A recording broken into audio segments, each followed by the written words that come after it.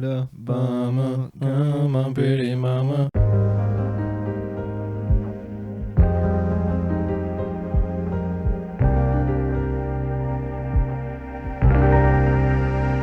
Hello, everybody, and welcome to the Harambe's Bauble podcast, a Magic the Gathering podcast. I am one of your hosts, DC. Joining per usual is my good buddy, Will. It's episode 32. How are you? Not bad. We're surviving. We've had a long night we're getting our masters in audio engineering right now. But you know what? I think the universe is just telling us that we're on to some good things here. Elevate our game in some other ways. Have to fix our stuff. Yeah. And then it'll all be good. Yeah. Quality of cables matters deeply. Apparently. Yeah. So, just a little preface on this podcast. We missed last week. We've had life happen. Life is happening. It's going to continue to happen because we're going to miss another week, maybe we two. We'll see. But we'll still have content every day. Content. Mm-hmm. But we're keeping this podcast light, casual. It's going to be like the early days of Harambe's Bauble without any real structure, just chatting and flying by the seat of our pants. Exactly. Yeah. So, yeah, man, what's been up? Just getting ready for this little vacation. Going on my very first cruise in a couple of days. So it'll be interesting. I've never been on a cruise. Yeah, same. I don't know how to feel about being on the floating city where, I don't know. I was trying to think about like why I'm so anxious about this. And I feel like I'm just somebody where when I just need to get away, I love just getting in my car and just like going to a card shop or going to like look at music or movies or something. And Yep. I'm going to have 9 days of just, well, I guess 8 days of just being stuck with 10,000 of my closest friends that I don't know floating at sea. I love water and I love the ocean, but something about, like you said, being on a boat with that many people that I don't know, just no escape. It's kind of like, why hasn't there been a good horror cruise ship movie? Is it because they would just get sued? Is that the problem? Probably because in real life, man, have you seen the Poop Cruise documentary too? So, could you imagine a good slasher film on a cruise ship though? Be good. Well, if it happens in real life, I hope it's not on this cruise, and that whatever psychotic person waits until. I hope no one slashes up your ship, bro. No, I'm sure it'll be fun. It'll be good. I'm going with Molly and her family, so it'll be a really nice trip, and going to Cayman Islands, Jamaica, and the Bahamas. Ooh, I wanna take you to Bermuda, mama, come on, pretty mama. Dude, it's wild to think. Did you guys ever have like a choir kind of class when you were in elementary school? Yeah, of course. Where you like sing songs. I remember we had a concert in, I want to say it was like 3rd or 4th grade, where we sang that song. And it was like, really? Looking back, that it was kind of maybe a little inappropriate to just have like young kids singing. Yeah, but like, I don't know. Adults didn't care because it was the Beach Boys and that's all they cared about. Oh, yeah. Yeah. And it was their generation's music. So they're Yeah. like, oh, yeah, look at my son go. Beach Boys legends, though. So, yeah. Way off topic. But that's kind of, like I said, early days of Harambe's Bauble. We've been at this for like 2 hours trying to get this audio straight. Both of our brains are fried. Yeah. Unfortunately, though, while you're gone on your cruise, the Hobbit pre-release is going to happen. Mm-hmm. So that's a maximum bummer for you, brother. Yeah.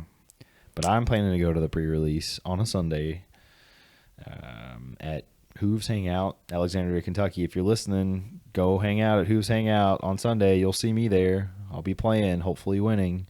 If he lets you pick up an extra pre-release kit, I'll Venmo you. He probably will, yeah. I'll shoot you that Venmo. Because it'll be day 2 and like all of it will be done. So he waits until after the fact before he'll give away pre-release kits. So do you think he'll do play booster boxes that early, or? Yeah, he does pre-release. All of his during pre-release he'll sell stuff. It's great advertisement for JJ's right now. Yeah. Hell yeah. Man. Come on down to JJ's. Get yourself a play booster box. JJ's the man. Yeah. Hooves Hangout's the place to be. I have a little inside baseball, no pun intended, about something happening. Big things happening with JJ though. Okay. Big things happening with Hooves Hangout. So just keep your eyes peeled, stay tuned. It's gonna be cool. So You looking forward to pre-release? I'm assuming yes. Dude, absolutely.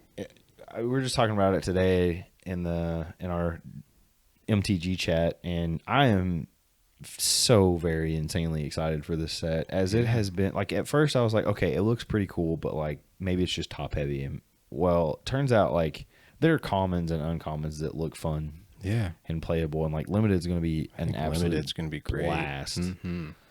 But on top of that, like just seeing all the cards, I'm like, this is an upgrade to my current deck. Like, there's so many. Right. There's so many good commander cards. It's going to shake up standard.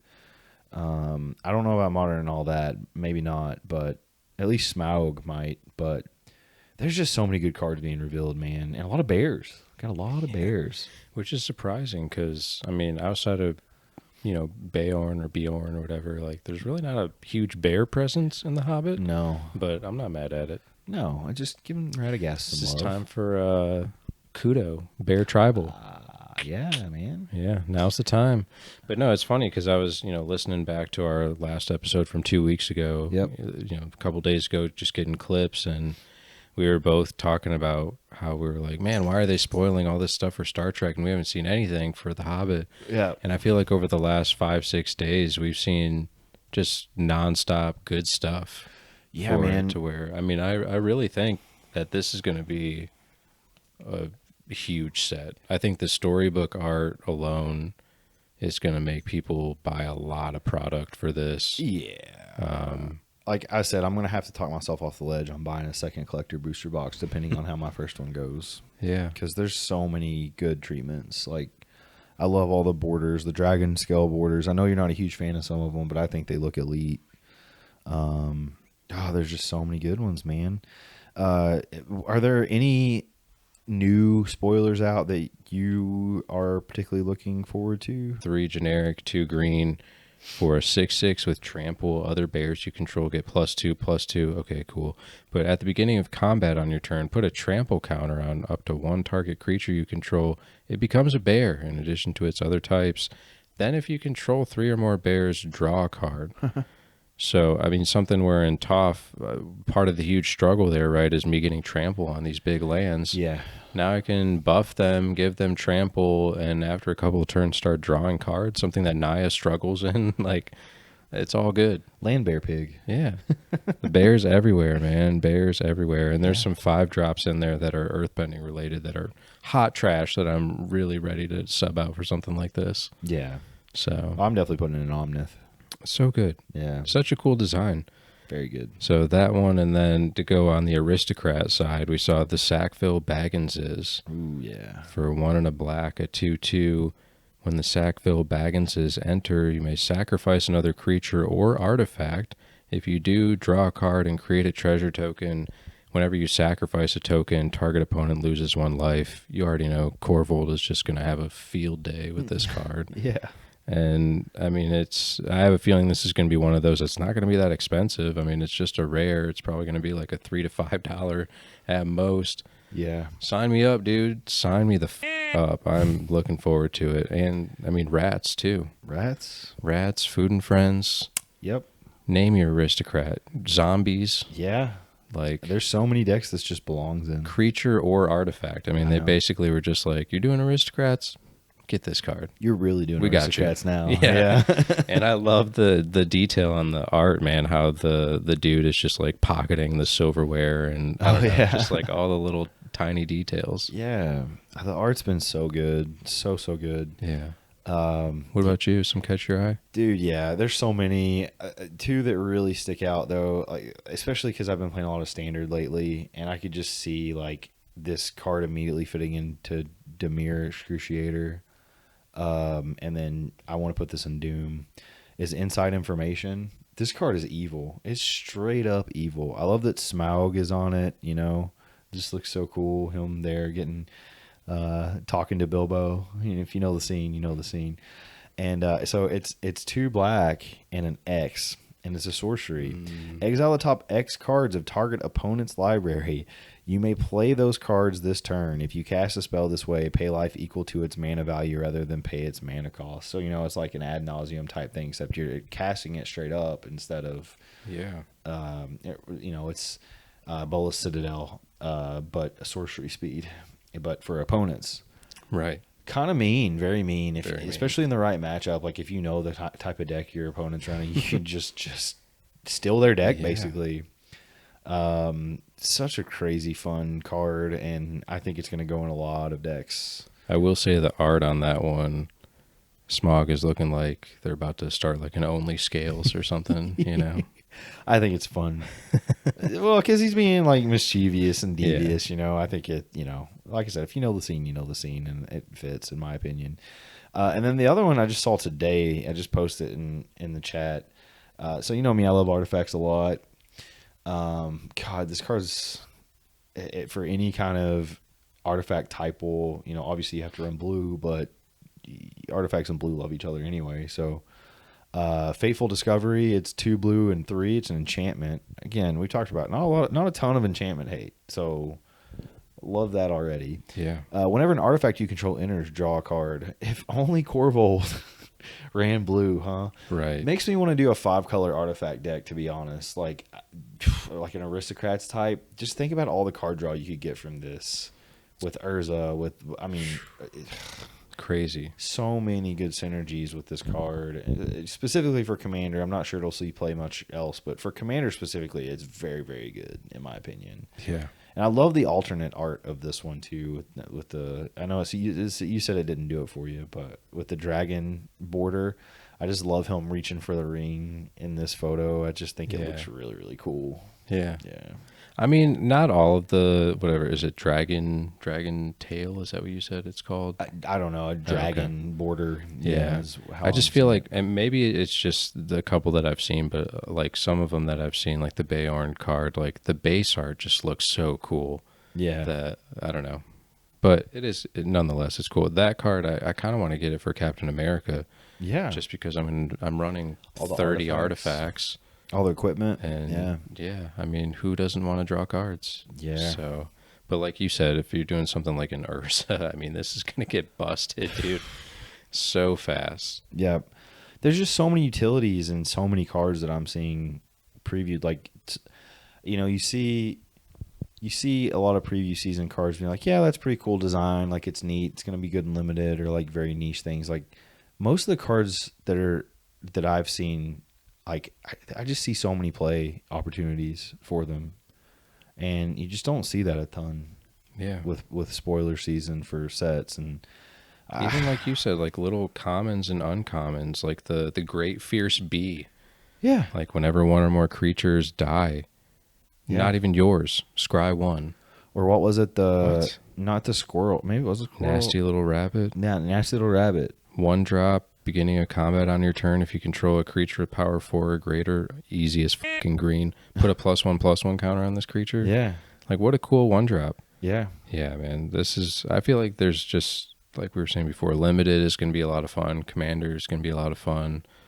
It just feels like one of those sets that, like, everything's looking, I think, correct. Yeah. And I mean, I mentioned this in the chat where, like, I don't know sales wise if this is going to be able to compete with like Final Fantasy or Lord of the Rings, but like in terms of quality of set, like this might be like an Avatar kind of set where it's just that good. I think it looks better than Avatar. It might. It honestly might. I think it looks better, dude. Like so far, because Avatar had a lot of like niche within mechanics, and this is like, hey, you like artifacts synergy? Hey, you like, this is very broad combat synergy. Which actually, Dan complained. Good buddy Dan, he complained a little bit about like it didn't play into the the ring tempts you or amass stuff like it did with the Lord of the Rings Tales of Middle Earth set. Yeah. But I actually think, and I get that that's, he wants to add to those type of decks, but the fact that it is so broad and far reaching, just every card is just, you can find a home for it. Yeah. I think that's amazing. Yeah. Not to mention, like, I don't know, not to be a complete nerd, but I feel like the tempt the ring mechanic just wouldn't really make sense in The Hobbit. No. Just because in The Hobbit, it wasn't known that it was the one ring. It was an afterthought. It was just a magic ring. Right. That just happened to make him invisible. Yeah. Yeah. But there was no real commentary on, like... It wasn't... I mean, the Arkenstone is more of a central focus than the one ring is. So, yeah. So, I don't know. Yeah, dude, I'm so excited. I can't wait to get the bundle, which will be coming in right after I get off the cruise. Yep. hopefully get a pre-release kit, hopefully pull a Smaug. But Well, even if I don't, I'm just excited to just see Yep. what we get. Yeah, man. It's one of those sets I'm just going to have fun opening. Yeah. And whatever I get, and I'm going to be happy no matter what because I'm getting to open it. Like, kind of like I was with Lauren Eclipsed. I did not care what I pulled from Lauren Eclipse. I had a blast opening that set. I savored it. I took my time. The art, the flavor. I'm doing the exact same thing with this set. Yeah. I wish I could say the same about Marvel, but we need to talk about Marvel. Yeah. Dude, all right. So I'm very glad I pre-purchased the cards that I did because it seems like hit rates for good cards are absolutely terrible. Like, there's so many good cards in this set. Yeah. It just seems like the hit rates for those good cards are at the lowest percentage I can remember for any set ever. It's been very disappointing. I mean, I've opened a box. I've opened my gift bundle. The only hits I've really gotten are from my collector boosters, and I've opened 3 of them, and one of them was a huge dud in my gift bundle. So the other 2, because of one card, brought me back my value in both. I don't know, man. The only hits that I've really gotten have been the singles that I've bought. Yeah. Like, I got that one bundle, and I think I paid, it was like $70. And I would be surprised if I got $15 worth of value out of it, which is just deflating, right? Yeah. I mean, like, you'd think there'd be one good. There was no card. The only card that was over a couple dollars was Unbeatable Squirrel Girl, which is going the base art for like $4 right now. Yeah. Which is just speaking of sad. which, she's getting some play in standard right now. It's a good Love to card, see man. it, yeah. Like, it's a cool token generator. Yep. Excited to bust her out next time we play again. I played her the one time, but I got my other pieces in the mail finally, so she feels more complete and ready to go, which is going to be fun. So it's kind of like Krinko, but different. It's different. Krinko's more about my ETBs and the dying than it is anything else. Yeah. Squirrel Girl is more so like, I'm going to run you over with squirrels. Yeah. Yeah. And that's fun. For sure. It's very fun. Speaking of which, I saw that you pulled a squirrel mob in your Modern Horizon 2. Did you put that in there? Yeah. Yeah. Nice. I had already had it. Yeah. Heck yeah. Yeah. I know it's not a great rare, but No. when you're doing all squirrels, Yeah. No, I was happy to have it for it's that deck. beefy. Yeah. I was happy to have it for that deck. But anyway, we digress. Getting off topic again. Well, sort of on topic, off topic. But I'm just saying. Yeah, Marvel's been kind of disappointing. It's though. very frustrating that, like, you buy a box, and if you don't hit a Mind Stone, you lose. Right. And so, like, the fact that I pre-ordered my Mind Stone for whatever it was, like $40-some is just so much better than spending money on and hoping. Box after box after box. And Yeah. 100%.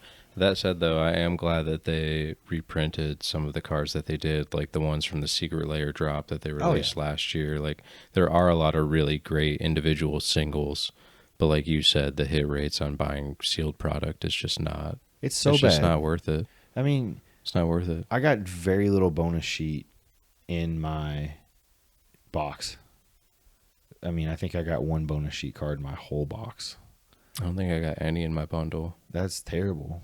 I mean, I got one in my bundle, actually. It was the Chaos Warp of all cards. Yeah. Frustrating. Yeah. I don't really know why the hit rates are so bad or why they decreased them so much. Because, yeah, it is a bigger set, but at the same time, you can tell, like, mythics are way harder to hit. Like, the rates for mythics are way down in the set. I like to see some actual, like, pull data for mythics versus other sets. Yeah. And a percentage-wise, even based on the set size, it has to be lower. It just has to be. And most of the cards that are really worth anything, you can only get in collector boosters because it's like the alternate treatments. And that's the only reason why it's expensive is because it's alternate treatments. Yeah, the first collector booster I opened, I didn't even really think of anything of it at the time because I was just excited for other things. And I didn't realize, like, yeah, it's a powerful card, but I didn't realize, like, no one was pulling it. And that's the Vision and Scarlet Witch, the artifact that whenever you cast a spell, you add a A red mana. and 1/1 counter on it. Yeah. Mm-hmm. Yeah, it's like $80 some Super right now. good card. Yeah. So that's my best hit in Marvel by far. Yeah. I mean, mine was the Jennifer Walters She-Hulk Such a comic great card. Yeah, it's a cool card. I've honestly been thinking about like maybe if I make a Selesnya deck, I might just use that, but I don't know. Yeah. I also just have too many decks right now where I just don't want to think about it. Yeah, I really want to build a deck from the Hobbit, but man, I just built. I haven't even finished my Doom deck yet. Like, I've got the pieces for it, and it's just like there. I'm like, I need to know what I need to cut. I'm down to like, I got to cut 22 cards. That's a hefty. It is. Yeah. And really getting down the nitty gritty and like cutting good cards sucks, but I got to think about synergies and all that stuff. So I don't know. I probably will hold off on deck building for a good while. I know I said that last time and I ended up building like 5 decks, but. Well, who knows? Maybe pre-release weekend, maybe something will catch your eye or that's usually what happens. something. Yeah. Yeah. I mean, I've been thinking so you and I both got the Stardew Valley Secret Lair drop, which should be coming in either right before or right after I get off the cruise. So once we get back, maybe we can crack that for the first episode we do after that if we're getting together, depending on things. But in that there's that 4-color commander. I can't remember the name. It's like some Greek sounding name or whatever. But part of me has been tempted to like make that into a deck. It's like a group hug, right? Kind of, yeah. Where it's like, I think it's end of your turn, you can draw a card, and then each player can play an additional land, and people that don't play an additional land can draw a card. Yeah. So it's an interesting one. I'm sure there's fun ways to manipulate that. Yeah. I mean, it could be one of those things where it's just like, yeah, you're helping other people accelerate, but I want to accelerate faster. Yeah. I'm better at it. Yeah. I can't wait for that drop though, man. I'm so glad we were able to get that. It's so pretty. Love the art. I actually been playing more Stardew Valley again because of it. I love it. Yeah. Dude. And the mechanically unique card in it too, the Stardew Valley land. Yeah. Throwing that in Lucky the Pizza Dog for sure. Heck yeah. I got to test out one game with Lucky, and it's rough.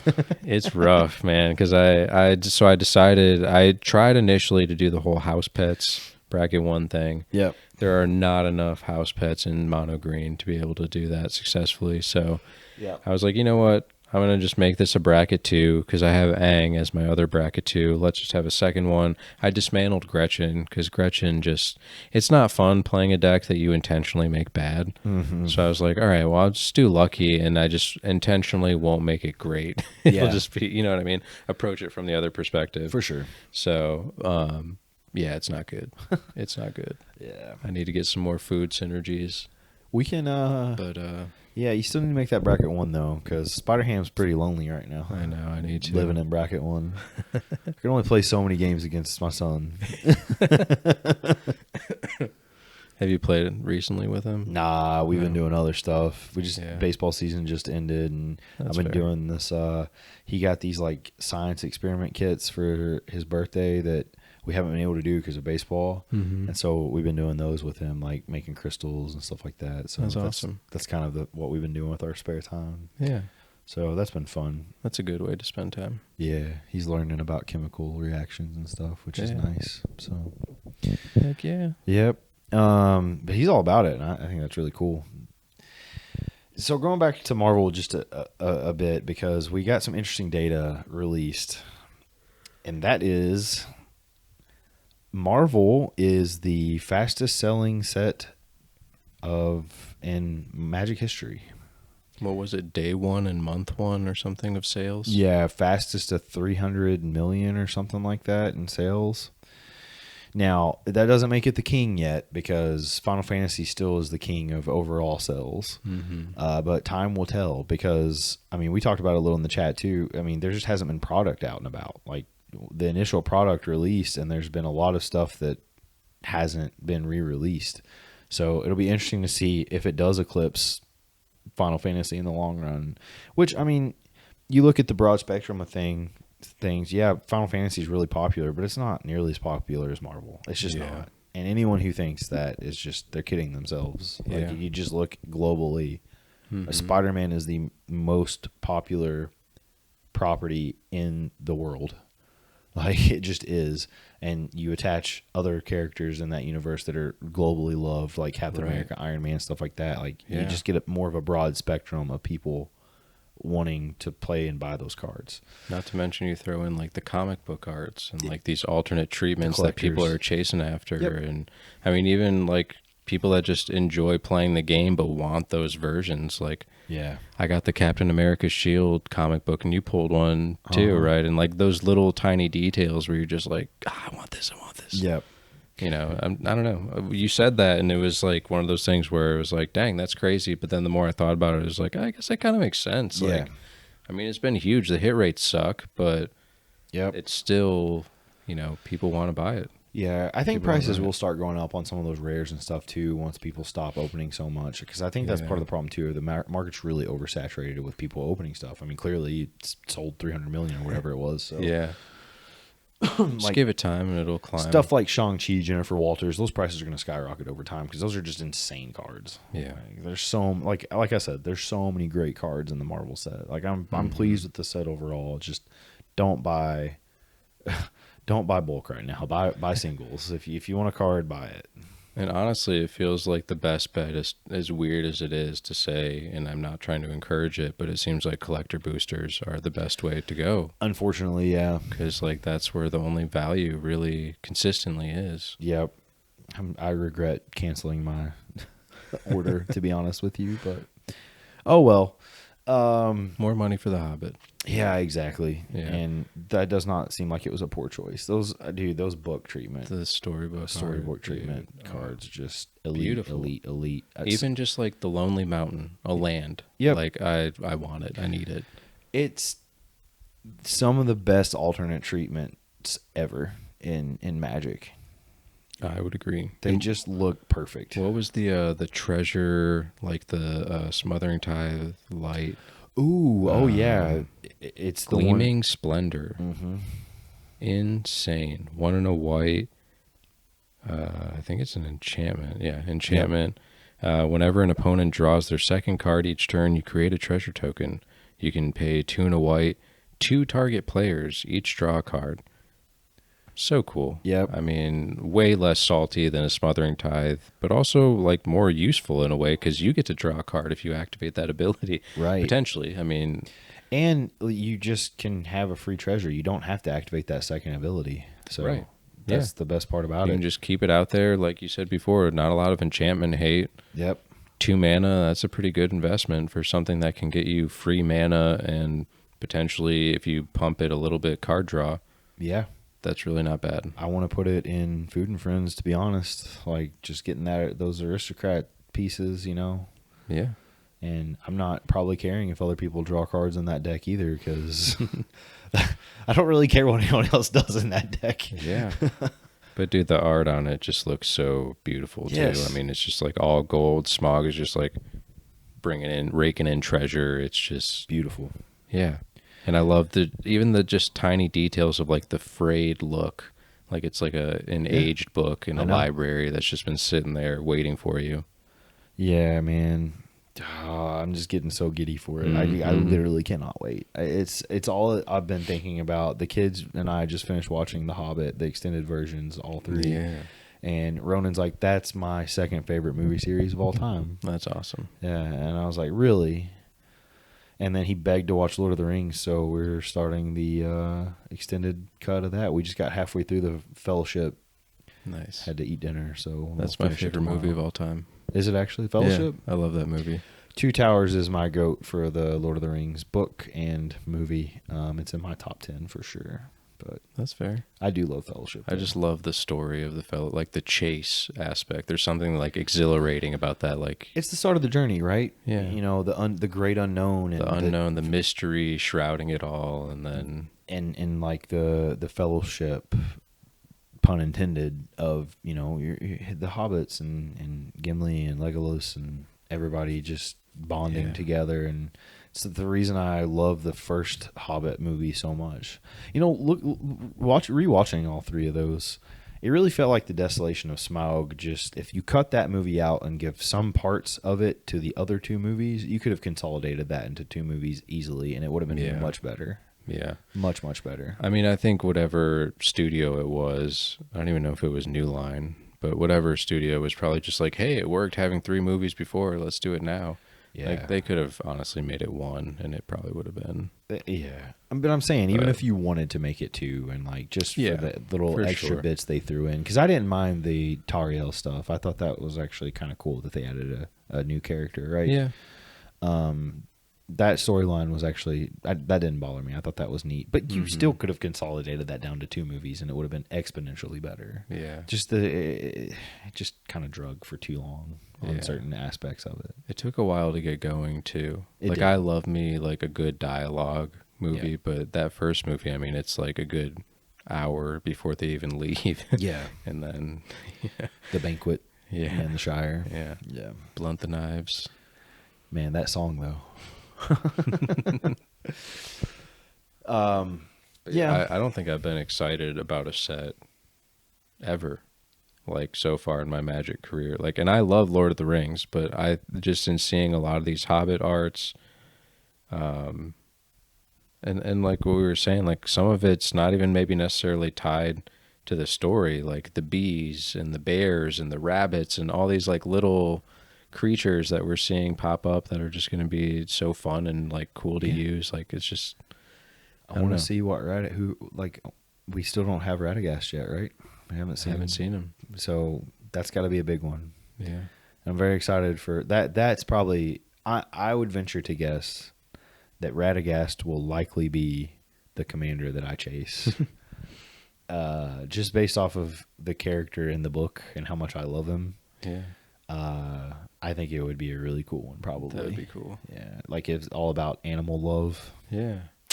That could be a sick like a commander. spider ham, kind of like buffing animals kind of a thing. What would you make him, though? Obviously green, but it feels like he needs a second color. Not black, because he's not into... Well, maybe, because like the Mirkwood stuff, you could maybe make him Golgari. Selesnya doesn't really seem like his style. Maybe blue. Green and blue. Maybe. Either that or green and white. Yeah, Selesnya. Yeah. I don't know. We'll see. I'm excited. Yeah. Odd we haven't seen him yet. Obviously, he has to be a card. He has to be. You think he would be, for sure. He has to be. Yeah. He's a big part of the book. I mean, they're reprinting Tom Bombadil, so if they don't... Who's not even in... Not even in it, yeah. Yeah. And, the wizard typal stuff with the... Oh, dude, speaking of that wizard equipment that we saw. Oh, yeah. That looks insane. Wizard does. Staff, I think it is. Yeah, the blue one I think it is. Yeah, and it's equipped creature gets prowess, and then if a triggered ability of equipped creature would trigger, it triggers again. Yeah. Which includes the prowess, so you get prowess. I love how you call it prowess, by the way. Is that what it is? Or prowess. Prowess. There's no R after. I think it's just prowess. Prowess. Am I wrong? I don't know, dude. Now I'm tripping. I'm not going to say what I am. You got me questioning it. Maybe I'm just stupid. But anyway, no, you're right. That there's so many nutty things you can do with that. But yeah. No, you're right. I think it is just prowess. It is prowess. We always joke and call it prowess, but is prowess a word? I don't know. I was just making up something. I thought you were just making a joke because we always say it. No, I'm just stupid. Yeah, there's no R. That's what I thought. Right, well, on that note. Yeah, all right. Well, sometimes in life you just get reminded that. But no, that looks nutty. But that artifact, though, is just going to be insane. That's going to be a $50, $60 card. Yeah, and the one card, too, the sword, the Goblin Cleaver. Or whatever it is, which ironically is going to go hard in a goblin dex. Yeah. So hard. Yeah. Definitely trying to smush that into Krinko. Any typo. Yeah. Making treasures when it deals combat damage for however many creature you control of that type. Yep. Stupid. Squirrels. Well, is it red? I want to say it's red. Or is it colorless? It's colorless. Oh, well, yeah. It's going everywhere. Putting that everywhere. Yeah. That's going to be an expensive card. Yeah. Yeah. I'm scared to Jeez. see Dan play that in Vamps because it's going to be gross. All right, the last thing we need to talk about before we end the pod is our Captain America off. Yeah. So we finally had it. Mm-hmm. Well, almost 3/4 off. Well, it was funny the way it happened. Yeah, it was fun. Because Sam played a deck that was perfect to match against it. Yeah. Because not only did he make a copy of Captain America, Yeah. but he also goaded our Captain everybody. Americas. So we had to Yeah. attack each other while he did whatever. Yeah. So it was me, you, Dan, Sam. Yep. Me, you, and Dan had Cap decks. Sam was playing a Goad Commander who I can never remember what the name of it is. Forget it as well. But it was cool because I feel like obviously there's overlap between our Captain America decks, but they're also like there's their own unique flavor with them too. You're very attack heavy. I think Dan's more interactive, and I was very defensive. Yeah. Now mine is changing a bit to your style now that I've got my pieces in. It's going to be a little faster because I've got some tutoring for equipment now, like Steel Shaper's Gift and all that kind of stuff. Found out Trample is insane, like way more powerful than I even thought. Because protection only protects from so much damage, like it's so weird to me how you can't actually attack into, or I'm sorry, you can't attack or block something with protection, but you can attack into it. Like, it's weird to me. Like, I would think that, if it has protection, you can't even attack, but I guess you would have to have the protection instead. But it's just weird how damage is assigned there, because damage is still assigned even if the protection is there. So I always thought that protection prevented that, but it doesn't. Yeah. Trample still happens. It just turns into almost like an indestructible equivalent. Yeah, I feel like there needs to be better text around that. It's just related to like how trample is defined. Yeah. Because trample's definition is that you deal lethal damage to the creature, but anything beyond that, you don't assign it to the creature, you just assign it to the person. Yeah, for sure. It's just intrinsic to trample. Right. Yeah. But it is definitely, that's the game ender with Cap, right? Because you're not really running wide with him. You're just making your board look like a CVS receipt, just adding one thing after another, and then just hoping that you can get that piece to just get you, over the finish line. And mine was like trying to give him with all the swords all the colors, so I can just attack in without any blockers blocking him. But it didn't really work because I didn't have anything to give him vigilance, so I had to keep him up as a blocker, which sucked. And the ironic thing is I have stuff in there that gives him vigilance. I just didn't draw any of it. And by the time I got a tutor for it with Sunspider, it was too late. You had already trampled over me. So rip in peace. It's a fun deck, though. He's a fun commander, man. I love that we have our own, like, Captain America off, though. It's like our own secret format. Yeah. Because there's so many different ways you can take it, and I don't know. It's just nice. It's good, clean Magic as God intended. You're just turning the cards left or right, however you rotate them, and it's just turn them sideways and just seeing what happens. Attack. Yeah. Yeah. I will say a really, surprisingly awesome addition to that deck, dude. Urza, Lord High Artificer. Yeah. Being able to just use all those equipments as mana rocks and then just dump that mana into maybe casting another equipment or equip cost or whatever. You're right. Yeah. It's just so cool. Yeah. So it's definitely my VV reincarnated. It definitely in a lot is. of ways. It definitely is. Yeah. Urza's just good in any deck that runs blue, let's be honest. Yeah. Yeah. Especially blue in equipments or blue in artifacts. Any kind of artifact. Yeah. Yeah.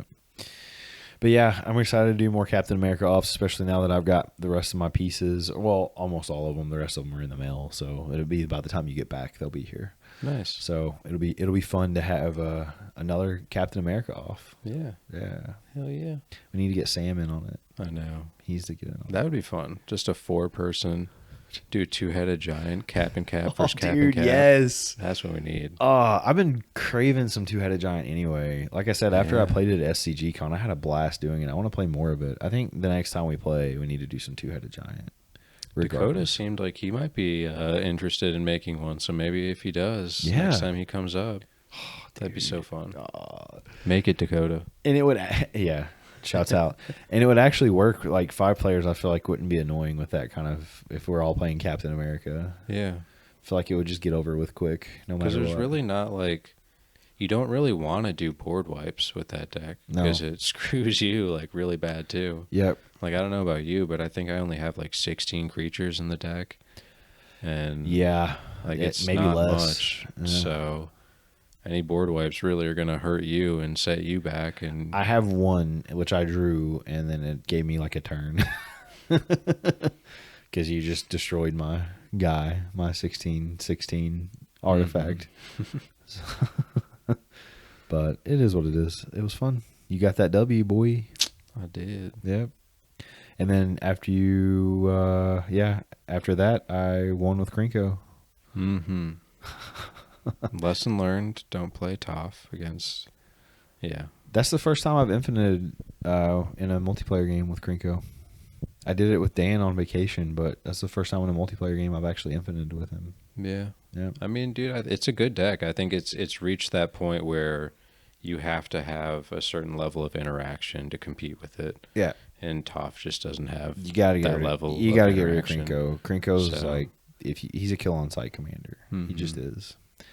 And yeah, like Or at the very least, like you have to have counter spells for when you're doing like your Yep. pinger cards or something. Yep. Really, it was the Goblin War Chief that gave you the win. I mean, that was the MVP. Harambe's hot hits, baby. Yeah, yeah. So no, it's cool seeing that deck. But yeah, lesson learned. Next time I'll bring Wan Shi Tong and have a little more interaction, and Yep. either that or like a Corvold, just something that interacts. Yeah, Because- Corvold's a bad matchup for Krinko for sure. Toph literally, I think, has like 6 instants. Yeah. And And like you said, you weren't like you going back in the podcast. You're talking about it was hard. It's hard with your lands because none of them have trample, and so like I'm I just have to blocking hope with that ones. right. I can have a 60-60 and it doesn't matter if I don't have trample. So. Exactly. I'm like block Yeah. with my goblin. Right. And it was So- funny too because I was just sacking it too to like do extra things like add a mana and it deals you damage and Yeah. a lot of synergies in Krinko. It's such a fun For deck to sure. pilot. Yeah. Brain off NASCAR. Goblins So fun. go gob. Yeah. For sure. Well, I think that's about all for the podcast tonight. After our massive amounts of technical difficulties, we finally recorded an episode. Yeah. Well, we may have found a new workflow. Maybe it works a little better. Maybe. We'll see. We shall see. Either that or we'll check after this and none of it actually recorded, and then we'll be like, I'll cry. The record button is on, though, so. Whew, we did it. We did it. I did it. Look at me, Mom. Well, decks out for Harambe. Never forget. Decks out, baby. Says it right here. Decks out for Harambe.